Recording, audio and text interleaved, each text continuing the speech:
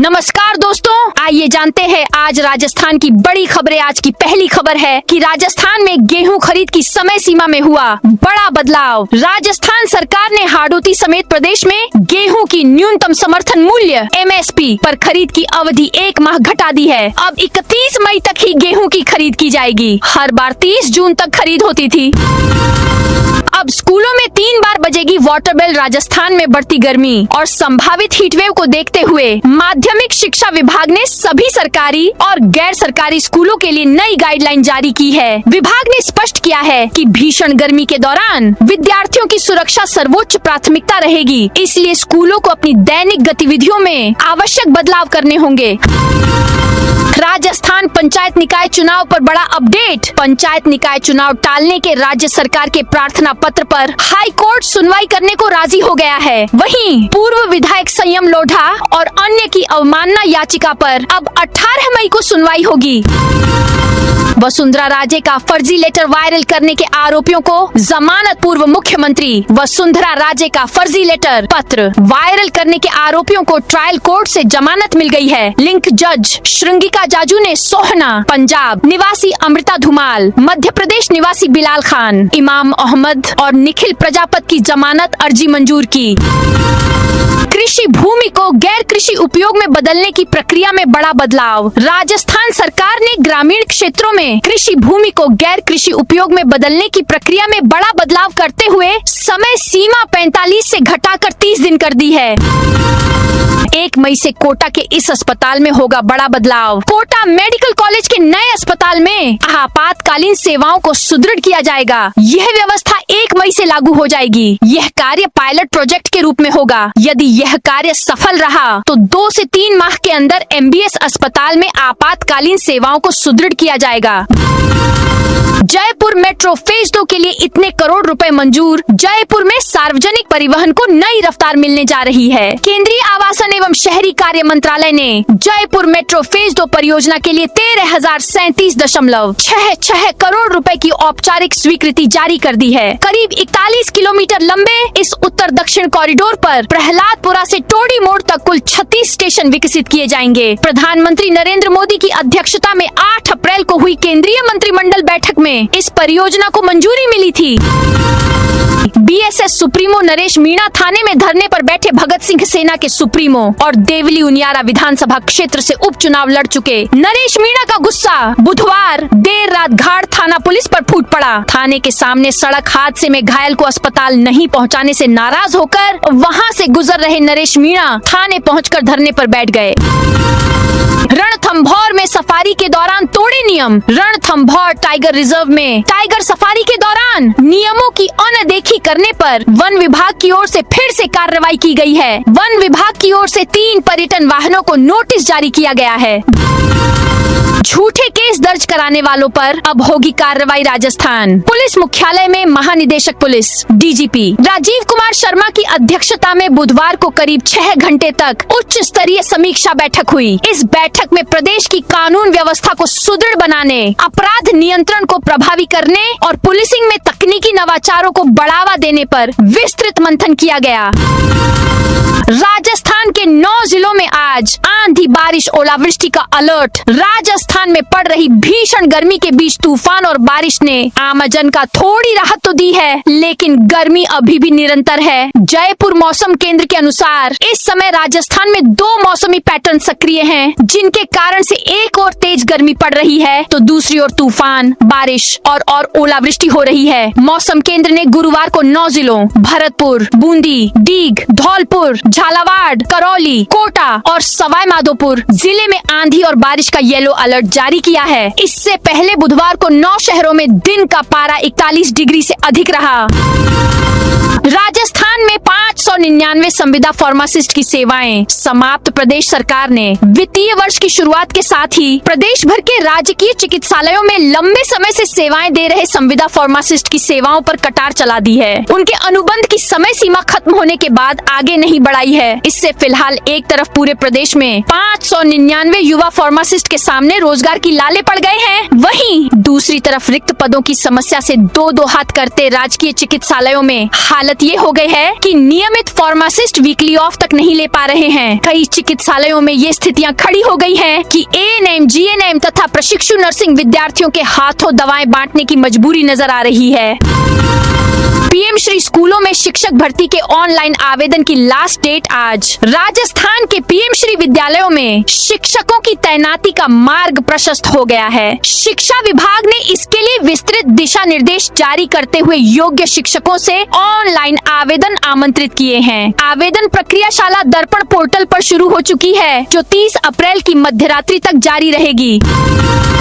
शिक्षा निदेशक के आदेश, अब 30 मिनट का लंच, सरकारी दफ्तरों में लेटल तीफी और सीट से गायब रहने वाले अधिकारियों कर्मचारियों पर अब गाज गिरने वाली है। माध्यमिक शिक्षा निदेशक सीताराम जाट ने एक कड़ा आदेश जारी कर साफ कर दिया है कि ड्यूटी के दौरान लापरवाही अब बर्दाश्त नहीं की जाएगी। विभाग को लगातार शिकायतें मिल रही थीं कि कई कार्मिक या तो समय पर ऑफिस नहीं आते या फिर वर्किंग ऑनवर्स के दौरान सीट से नदारद रहकर गप्पे मारते रहते हैं, जिससे आम जन के जरूरी काम अटक जाते हैं। राजस्थान में डॉक्टर्स की रिटायरमेंट उम्र और बढ़ेगी। Rajasthan medical college teachers association ने चिकित्सा शिक्षा विभाग की ओर से सेवानिवृत्ति आयु बढ़ाने एवं सेवा विस्तार के प्रस्ताव का विरोध किया है। संगठन की ओर से प्रमुख शासन सचिव चिकित्सा शिक्षा विभाग को भेजे गए पत्र में कहा गया है कि वर्तमान में वरिष्ठ स्तर विशेषकर प्रोफेसर पद पर किसी प्रकार की उल्लेखनीय कमी नहीं है।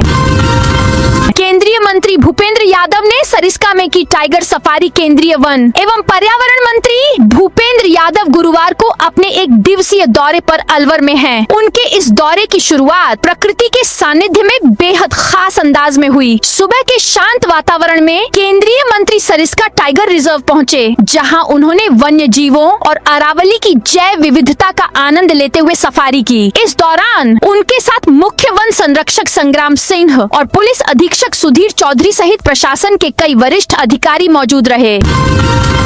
राजस्थान में 8 नए जिलों में बड़ा बदलाव। राजस्थान में 8 नवगठित जिलों के लिए एक नया आदेश आया है। इस आदेश में प्रदेश के नवगठित जिलों में जिला परिषद के मुख्य कार्यकारी अधिकारी सीईओ के पद पर ग्रामीण विकास सेवा आरडीएस के अधिकारियों को नियुक्त करने आदेश जारी किया है, जिसके बाद आरएएस परिषद ने इस आदेश के विरोध में ग्रामीण विकास विभाग के मंत्री किरोड़ीलाल मीणा को पत्र लिखकर उनसे अनुरोध किया है कि इस नए आदेश को तत्काल वापस लिया जाए। आरएएस परिषद ने दावा किया कि यह परंपरागत रूप से आरएएस का पद रहा है।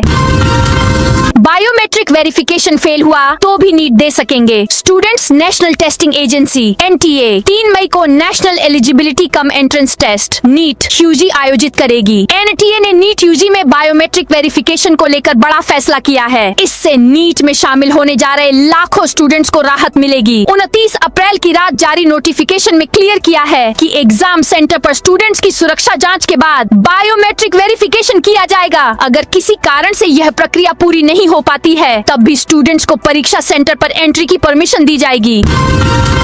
युवा कांग्रेस को 8 दिन में मिले 7 करोड़ रुपए। राजस्थान में 8 दिन में युवा कांग्रेस के 9 करोड़ से ज्यादा मेंबर बन चुके हैं। मेंबरशिप की फीस से करीब 7 करोड़ रुपए मिले हैं। दूसरी ओर पिछले 1 साल में कांग्रेस पार्टी को पूरे राजस्थान से केवल 25 करोड़ रुपए का चंदा मिला था। युवा कांग्रेस के चुनाव के लिए हर बार पार्टी का सदस्य बनना पड़ता है। हर सदस्य के लिए इस बार 75 रुपए शुल्क जमा कराना अनिवार्य है, तभी वह वोटिंग कर सकता है। राजस्थान में भाजपा विधायक पर हमला। श्रीगंगानगर में भाजपा विधायक जयदीप बिहानी पर हमले का मामला सामने आया है। घटना गुरुवार दोपहर करीब 12 बजे बिहानी कॉलेज परिसर स्थित विधायक सेवा केंद्र में हुई, जहां शहर में चल रही पेयजल समस्या को लेकर अधिकारियों के साथ चर्चा चल रही थी। जानकारी के अनुसार बैठक में राजस्थान शहरी अवसंरचना विकास परियोजना के एएन जगन्नाथ बैरवा और ठेका कंपनी एलएनडीटी के प्रोजेक्ट मैनेजर शाहनवाज मौजूद थे। इसी दौरान किसी बात को लेकर माहौल गर्मा गया और विवाद बढ़ गया। आरोप है कि तैश में आकर अधिकारियों ने विधायक बिहानी के साथ हाथापाई कर दी और उनके चेहरे पर थप्पड़ जड़ दिया। इस दौरान विधायक का चश्मा भी टूट गया। किसानों की आय बढ़ाने का आधार बनेगा एग्री क्लिनिक। किसानों को अब अपनी खेती से जुड़ी हर समस्या का समाधान एक ही छत के नीचे मिलेगा। सवाई माधोपुर जिला मुख्यालय स्थित सहायक निदेशक कृषि विस्तार परिसर में राज्य सरकार की बजट घोषणा के तहत एग्री क्लिनिक की स्थापना की है। यह केंद्र किसानों के लिए एक समेकित सेवा स्थल के रूप में काम करेगा, जहां मृदा परीक्षण से लेकर कीट रोग नियंत्रण और उन्नत कृषि तकनीकों तक की विशेषज्ञ सलाह उपलब्ध होगी।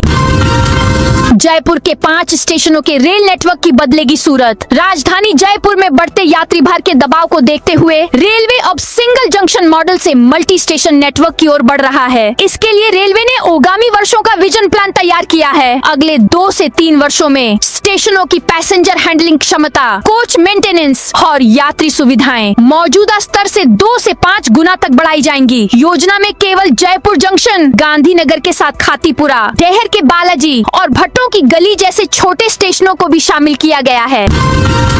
राजस्थान में अंतर्राष्ट्रीय ड्रग नेटवर्क का बड़ा खुलासा। राजस्थान की बीकानेर पुलिस ने बड़ी कार्रवाई करते हुए अंतर्राष्ट्रीय ड्रग नेटवर्क का पर्दाफाश किया है। खाजूवाला थाना पुलिस ने इस गिरोह से जुड़े 2 सप्लायरों को जयपुर से दबोचा है, जो सीमा पार से ड्रोन के जरिए भेजी जा रही हेरोइन को रिसीव कर मुख्य सरगना तक पहुंचाने का काम करते थे। पुलिस अब पूरे नेटवर्क की कड़ियां जोड़ने में जुटी है। इस मामले में जल्द ही बड़े खुलासे होने की संभावना है। यह कार्रवाई ऑपरेशन नीलकंठ के तहत की गई, जिसमें पूगल थाने में दर्ज प्रकरण में आरोपियों को पकड़ा है।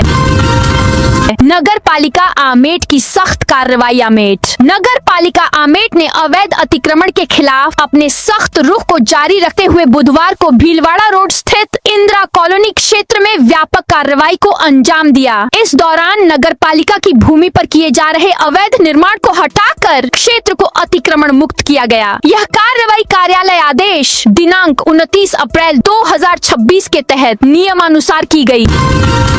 पीड़ित प्रतिकर योजना के तहत अब जल्दी मिलेगा मुआवजा। जिला विधिक सेवा प्राधिकरण की बैठक में आज पीड़ितों के हक में बड़ा फैसला लिया गया। जिला एवं सेशन न्यायाधीश सुनील कुमार पंचौली की अध्यक्षता में आयोजित इस बैठक में पीड़ित प्रतिकर योजना के तहत आए प्रार्थना पत्रों पर चर्चा की गई और कई लंबित मामलों को मंजूर करते हुए उनके तुरंत निस्तारण के आदेश दिए गए। इस निर्णय से अपराध से पीड़ित व्यक्तियों और उनके परिवारों को जल्द ही सरकार की ओर से निर्धारित मुआवजा राशि मिल सकेगी।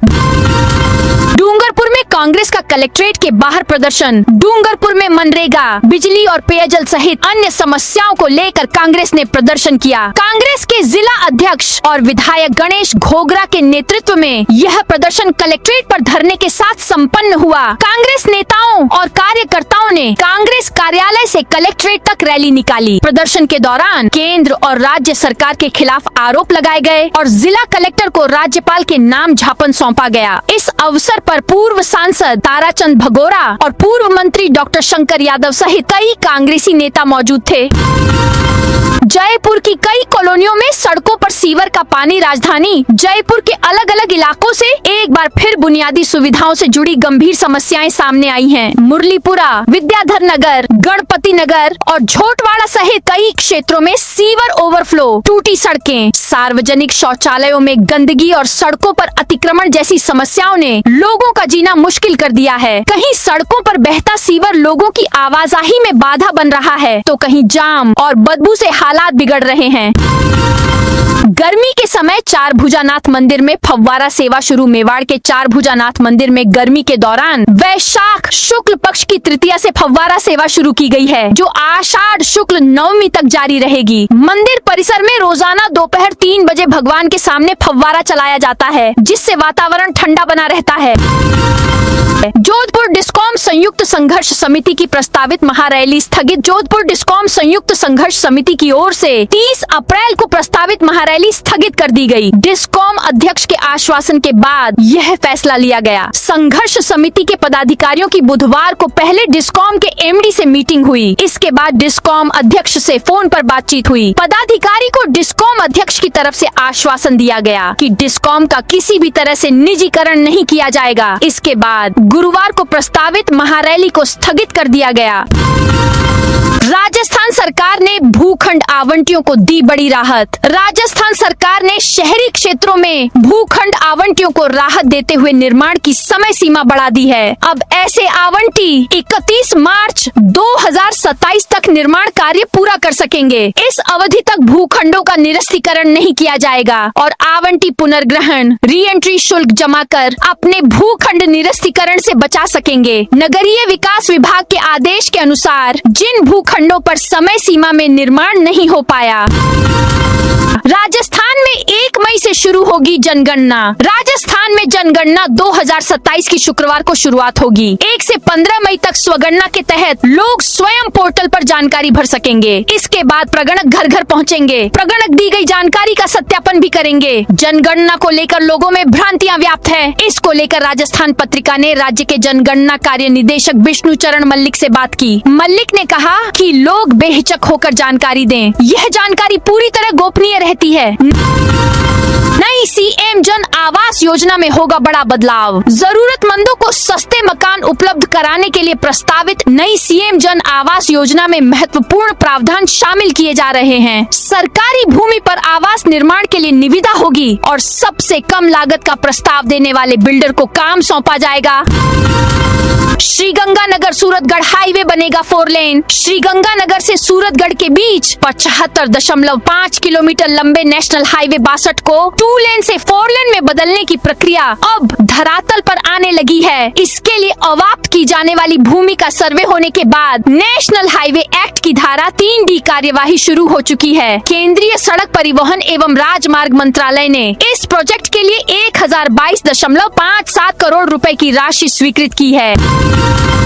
रजिस्ट्री दफ्तरों की शिफ्टिंग पर बवाल। जयपुर में 4 दीवारी के गणगौरी बाजार से उप पंजीयन कार्यालय शष्टम को हटाकर शहर से दूर आगरा रोड जामडोली के निजी भवन में शिफ्ट करने के आदेश के बाद विवाद गहरा गया है। कार्यालय की शिफ्टिंग की भनक लगते ही बुधवार को बड़ी संख्या में अधिवक्ता, आमजन और दस्तावेज लेखक मौके पर एकजुट हो गए और इस निर्णय का विरोध किया। 50,000 रुपए रिश्वत लेते सहायक कर्मचारी और दलाल गिरफ्तार। भ्रष्टाचार निरोधक ब्यूरो एसीबी झालावाड़ की टीम ने बुधवार शाम बड़ी कार्रवाई करते हुए 12 के अटरू नगर पालिका के एक संविदा कर्मी और उसके दलाल को 50,000 रुपए रिश्वत लेते रंगे हाथ गिरफ्तार किया। जानकारी के अनुसार 27 अप्रैल को परिवादी ने एसीबी चौकी झालावाड़ को शिकायत दी थी कि लक्ष्मीपुरा गाँव में अपने पिता के नाम प्लॉट का पट्टा बनवाने के लिए उसने 12 के नगर पालिका अटरू में आवेदन किया था। इस दौरान नगर पालिका के सहायक कर्मचारी अजय सिंह ने पट्टा बनाने के बदले 60,000 रुपए रिश्वत की मांग की। 10 करोड़ के प्रोजेक्ट से बड़ी आबादी को मिलेगी राहत। जोधपुर शहर के तेजी से बढ़ते शहरी विस्तार और भविष्य की सीवरेज जरूरतों को ध्यान में रखते हुए RUIDP की ओर से खोखरिया गांव में 5 MLD क्षमता का सीवरेज ट्रीटमेंट प्लांट STP स्थापित किया जाएगा। खसरा नंबर 122 में प्रस्तावित यह परियोजना उत्तरी जोधपुर के लिए बड़ी राहत मानी जा रही है। इसके शुरू होने से क्षेत्र में सीवरेज प्रबंधन की व्यवस्था बेहतर होने की उम्मीद है।